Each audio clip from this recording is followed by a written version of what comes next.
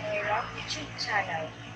And so for today's video, we will be interviewing some small businesses and what are they selling, or some what were the services they can offer for us to benefit to know where to buy some affordable goods.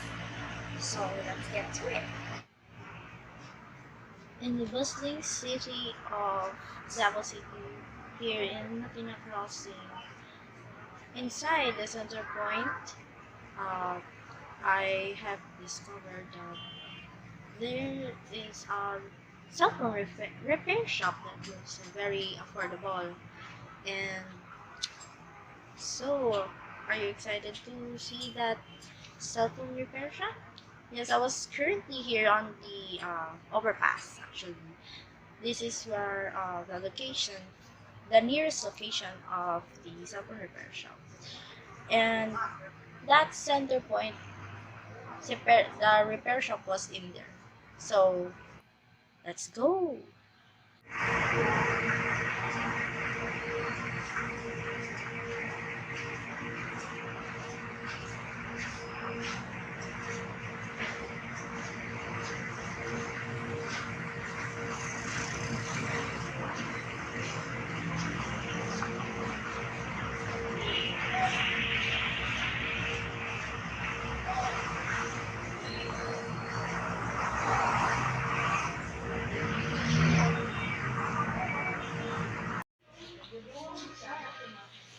So inside the mall, the Center Point Mall, uh, I've seen some various ukay-ukay or thrift stores or boutiques that were spread all over the mall. And yeah, it's a very the natural or common here in the Philippines. There are so many ukay-ukayans or thrift stores everywhere. Mostly they are found at the palengkes, and mostly now in the modern times they're found in the mall like this. And there is also a lamination shops, and you can laminate your IDs, pictures, or develop some pictures. And as you can see, there's so many boutique shops everywhere. And yeah, as I was walking, so I've seen, I saw a repair shop. So this is an NYZ cell phone repair shop and accessories. So as you can see, the repairman is kinda busy when I saw their mini cell phone repair shop. But actually, there are many customers before I arrived. I saw them, but I can catch up to a video to have a video take. So it was having a timing that uh, they already have done their work on their customer or clients. So as you can see, repairman is kind of busy, and actually he uh he gave me an opportunity to interview him. Pwede po ba kayo ma-interview? Anong pangalan niyo po? Anong pangalan niyo po? Yeah. Harap sa kamera. Yes. Harap sa kamera. Janet, Jonathan. Yeah. Jonathan Baclayo. So how many years na po kayo dito sa shop na to? 15 years. So, yung pandemic time, paano niyo po na-manage na iraos yung tong shop na to?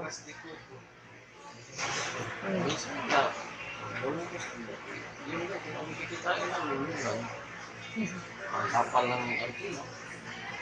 Lalo na lang yung sila. Tapos, naunso mo na. Magkano yung iwan sa amin na? Iwan. So, may minsan may ano ko siya, minsan may yun. Yun ang trabaho namin dito. So, kayo lang po ba yung nag-aayos ng phone dito? Dalawa kami po. Dalawa. Saan yung kasama mo? Yun, nakaupo. Hi, kuya. Hi sa camera. Ano pangalan niyo po? Dons! Doms. Ngayon, nagsaselfie. So, balik tayo dito. So, anong klase-klase ng mga cellphone yung napapaayos? Ano, basta pwede ayusin. Sila po pwede pang ayusin. Yan, ayos na kami. Isa nga, yung hindi na pwede ayusin. Binibalot namin sa kami. Hmm. So, ah, anong pinagkaiba ng cellphone repair shop ninyo dito kaysa sa ibang cellphone repair shop? Ito yung ano rin, yung minsan lang, hindi siya na hindi masyado alam kung ano yung sila ng cellphone na. Kami sa katagalan namin, alam na namin kung ano mga sira ng cellphone. Mga para sa iyo pa. Board na yun, pwede na yung basta pwede na maayos. Hindi na kaya, balik sa iyo. Ayan. So, minsan ba na may isang cellphone kayo na hindi na talaga pwede maayos? Like, iba yung brand. So, ano yung mga brand na hindi na pwede maayos? Wala, may balik mo sige. Ano po yung mga brand na like wala dito sa Philippines yung mga pyesa? Sa Philippines, pero yung board ang sira na, hindi na kung pwede ayusin. May naman maayos pa, pero mahal ng bayan. Hmm. Pero ano yung pinakamahal na cellphone na pinakamahal na cellphone tapos yung pyesa niya is mahal din. iPhone. iPhone. Yung mga bagong model na iPhone, iPhone X, iPhone Pro, iPhone Pro, at saka yung last one, iPhone 15.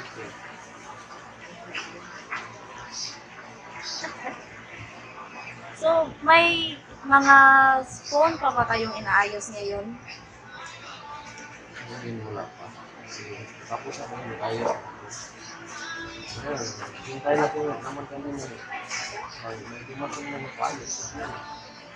Ilang customers ba minsan kada araw? Hindi naman, well, hindi namin alam kasi minsan nga, madami, minsan nga, kunti lang. May tumatasampo, minsan lima, gano'n lang. Hindi namin alam kung magkano araw-araw naman pinagawa. Meron bang ibang customer na like namamahalan sa pagbili ng pyesa o like sasabihin nila na babaan lang yung presyo. So ano po ginagawa nyo ng pag may ganun na customer?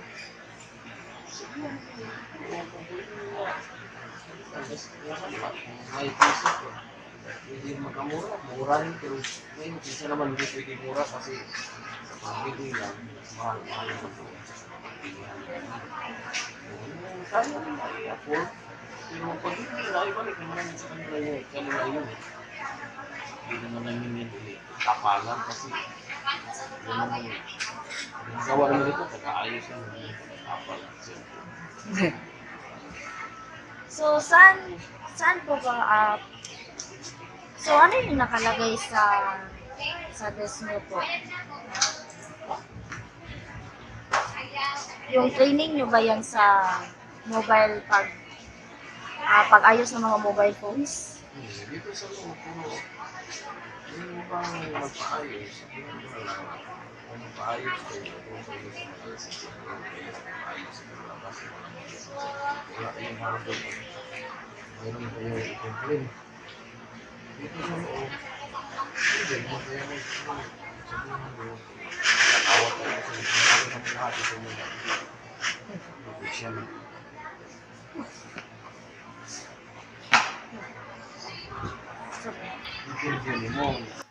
So, makikita na po natin sa part na ito na nag-aayos siya ng cellphone. So, hindi kasi ako masyadong kabisado sa mga parts ng cellphone, pero May ginagawa siya para maayos yung LCD or yung screen ng phone na hindi na siya mag-show ng pictures or like hindi na mag-o-on.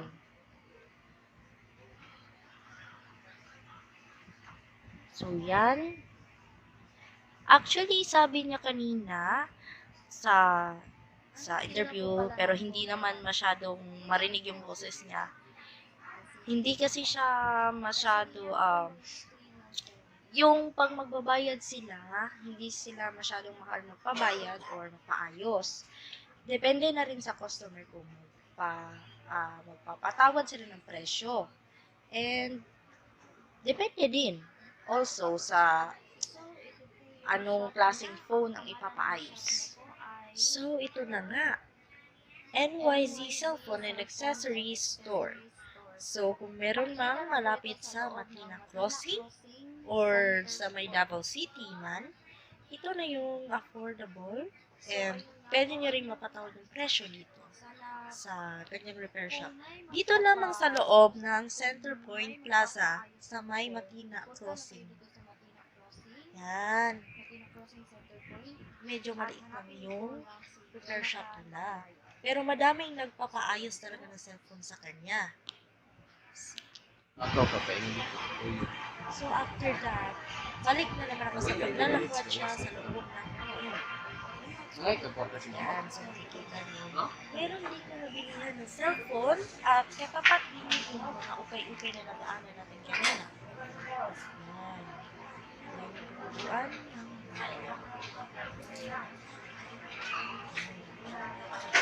actually, madami itong soft stores. Makikita niyo sa video. Yan, madaming customers. May bumibili ng cellphone, may bumibili ng accessories. Pero mostly, maraming phone talaga dito na nagbebenta. iPhone, mga headset, mga tablets. Actually, dito yung makikita sa cellphone. Ayun, lalakad na na. Gadgets, then iPhone, and mga cellphone, and something mga laruan ng mga bata, mga sapatos, and mga chinelas. Mga chinelas, and mga bag. Yan, laruan na yan. Madami silang develop ng mga pictures dito ng business, and also may kabayan dito sa loob. And may ice cream shop sila dito. Yes. Balik naman na tayo sa loob kasi medyo malaki-laki yung mall. Dito sa may egg cuts, may laruan na naman, may mga alahas, marino, then mga skin products. Sa video. Then, may another boutique shop dito sa may gilid. Ayan, sa may gilid. Shop and another naman repair shop ng mga phone. Then, ito, skincare. Sobrang dami mabibili at mga services ang pwede i-available sa loob. May pharmacy din sila dito sa loob. Tapos may sunglasses. Sunglasses, mga reading glasses. Yan, tayo. And then, another part ng mall, mga chinelas na naman. Then, mga salon.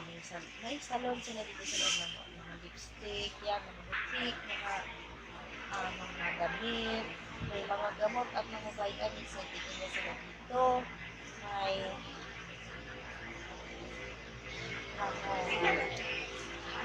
snacks na silang binibenta. So, mapunta tayo ngayon sa second floor.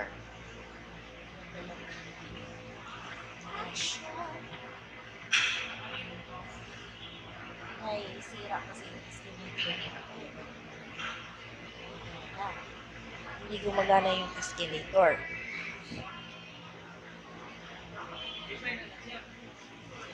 So, meron mga beauty shop, mga mini stall sa beauty shop, may mga baon, mga tumblers, yan, kita mo yan. And also, may food court sila dito sa taas. Mini food court lang naman.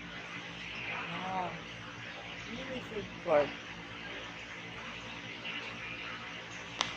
Pwede kayong mag-bonding dito ng mga barkada nyo, family nyo, or mag-shopping. Mostly mga estudyante talaga nandito nagtatambay kasi malapit na kasi ito sa school. Then, yan, iba-ibang mga, ang digital lab is also technology, mga gadgets. Okay. Yan.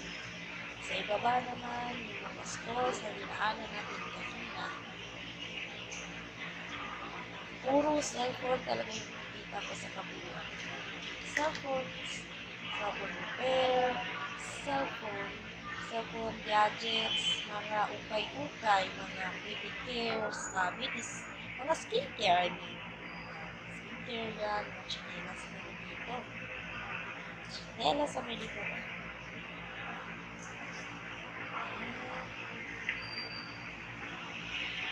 Yes, napwede. Kasi ganda kasi naman. Sayang.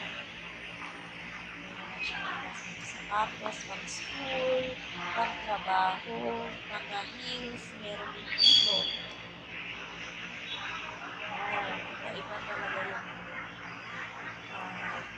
namimili. Minsan, mga kanila. Pero mostly yung mga teenagers sila yung namimili. Yan, mga ka-earwares, mga balon-balonan, mga lalagyan ng pagkain. Busy pa rin ako. Maraming customers. Actually, matagal na itong mall. Matagal-tagal na yun. Iba-iba yung pag-renovate talaga nito. Renovate na na. Bayad center sila dito sa may malapit, sa may mall.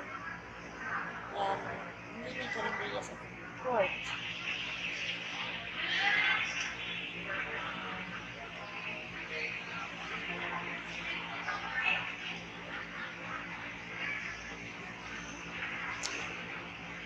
Ngayon talaga kasi natin, nagtatanga-tangahin naman.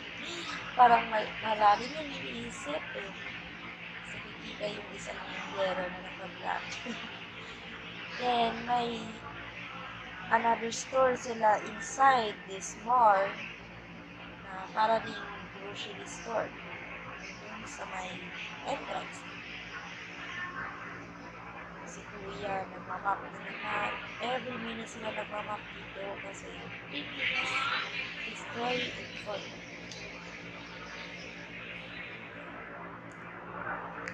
Easy to maglaban ng phones. Mostly, bumibili lahat ng phones. Pansin ko sa lahat sa mall ngayon is mostly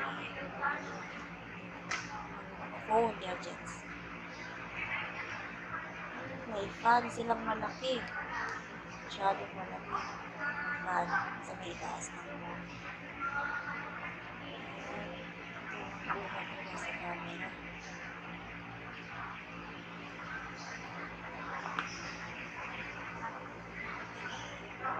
So, next stop, sa labas na naman tayo pupunta. Yan, baba na naman tayo sa Jana. Court and roots. Pagbaba sa hagdanan. Yes. Exit. Kasi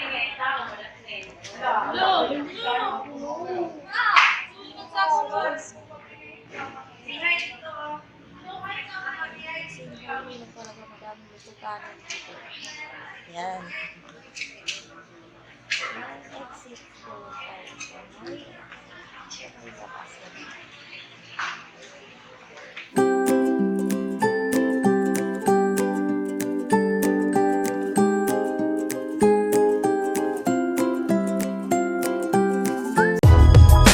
If you find this segment informative, please click the thumbs up button and subscribe to stay updated with our latest news and share this broadcast to your friends and family.